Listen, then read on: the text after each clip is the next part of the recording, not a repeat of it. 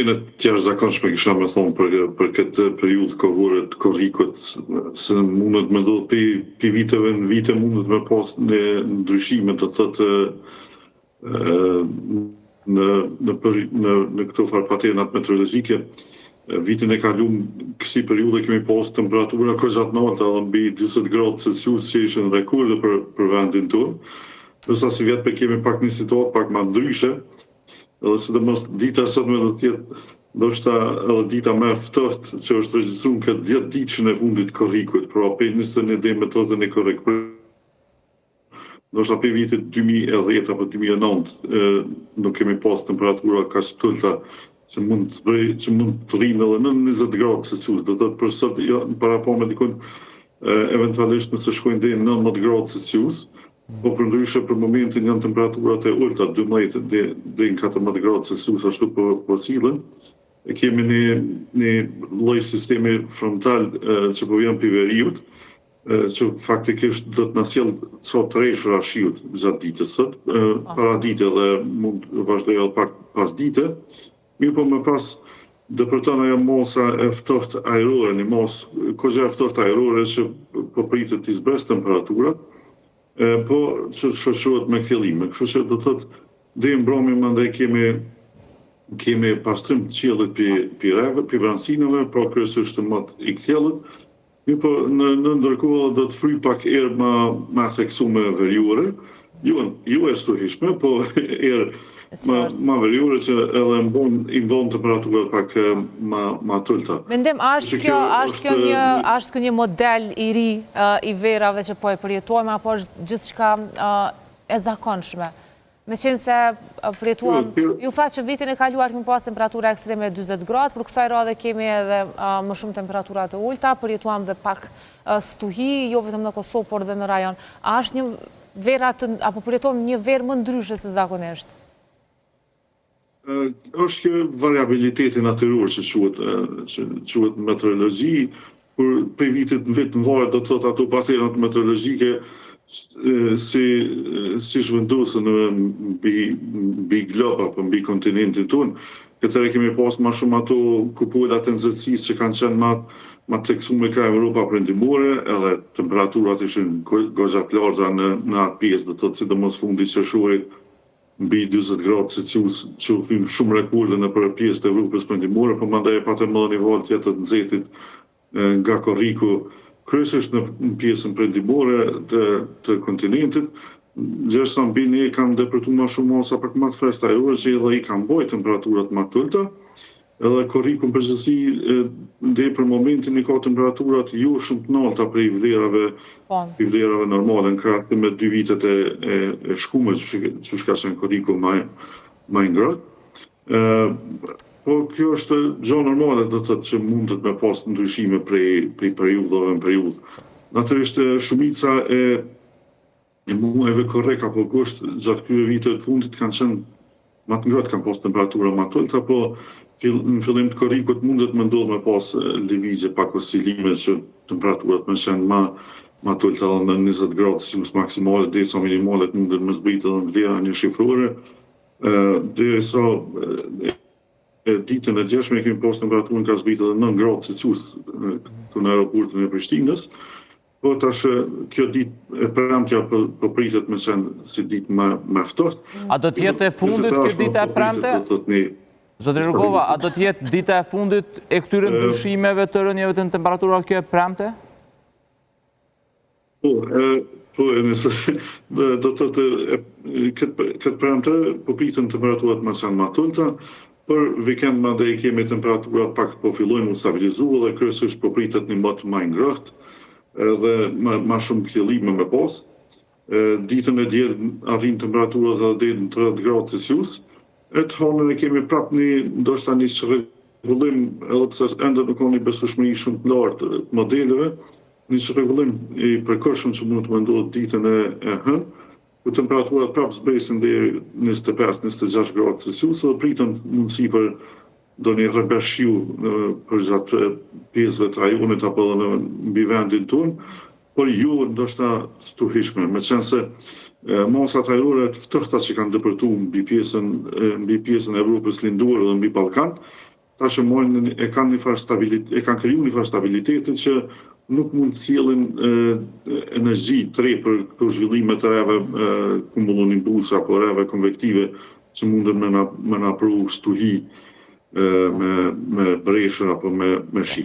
Zotri Rugova, me që se përmende rajonin, po, e përmende rajonin pash që në Shqipëri kish alarme për zonën bregdetare, madje edhe vetë policia e Shqipërisë kish kërku që mos me u fut sot në det fare.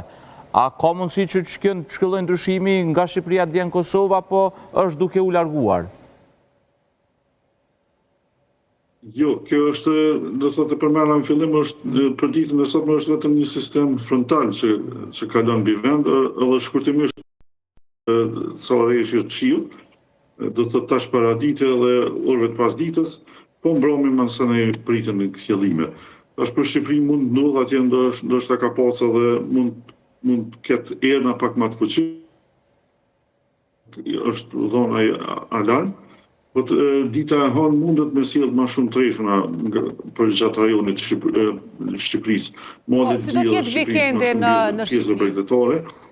Mu ta kemi të qartë? Se si do t'jetë fundjava në Shqipëri, marrë parasysh që shumë qytetarë vendosin ta kalojnë këtë fundjavë në bregdetin shqiptar. Si do t'jenë temperaturat? Me kalimin do të të në këtij sistemi frontal mbi rajon, patjetër që kthjellime do të ketë edhe nga Shqipëria, sidomos nga Shqipëria temperaturat pritet me qenë më të larta me gjos edhe për ditës nesër me arrin temperaturat deri në 30 gradë Celsius apo edhe mbi 30 gradë Celsius ditën e diel.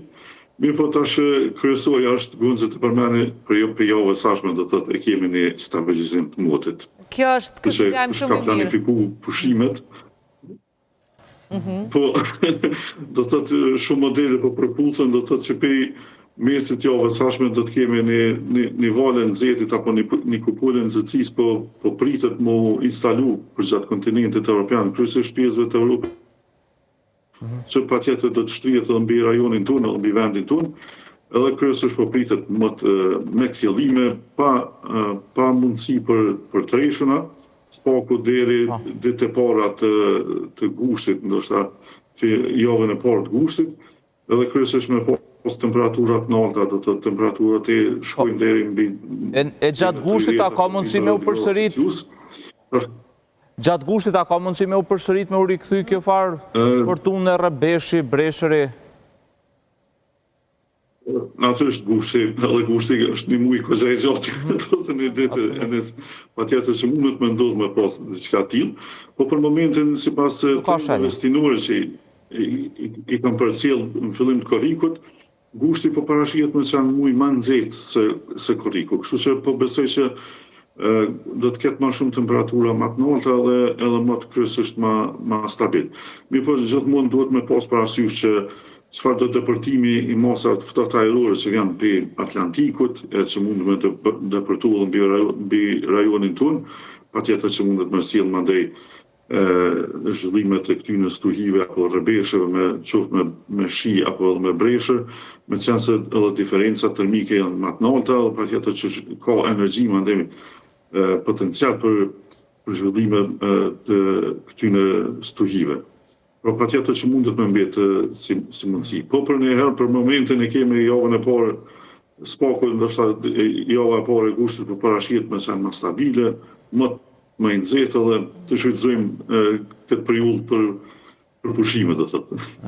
Mirë, lajme të mira kryesisht pra me qenë se tha që do të kemi më stabil për ata që kanë planifikuar pushimet verore, por dalim pak tek Evropa, sepse nuk e kemi biseduar së bashku me juve çështjen e temperaturave shumë të larta ekstreme në Evropë, zjarre të shumta dhe gjithashtu thatësira e probleme me nivelet e lumenjve.